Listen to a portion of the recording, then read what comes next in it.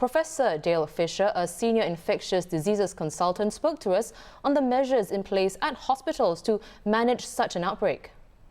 This requires an outbreak response in its own right. So you need to identify all the possible cases through a fairly massive testing program, I would imagine, and do a lot of contact tracing.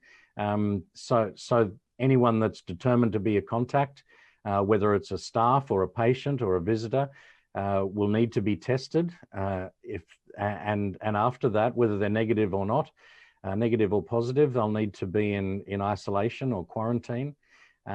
If they're negative, then the testing will go on perhaps a couple of times over 14 days during their quarantine, so that if they're positive, we can do sort of another layer of contact tracing. So this is the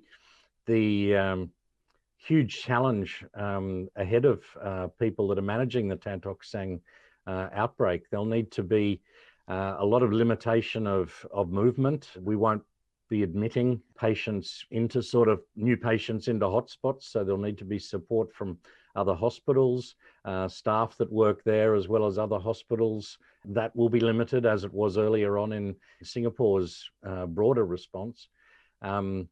There'll probably be some scaling up of PPE during this period where there may have been some transmission. I'd have confidence that this will come under control, but it's going to be extremely demanding on staff and patients and their needs, and making sure that those needs are still met while there's a COVID response happening in that sort of focused area. And hopefully there won't be any spread to other areas where contacts may have gone.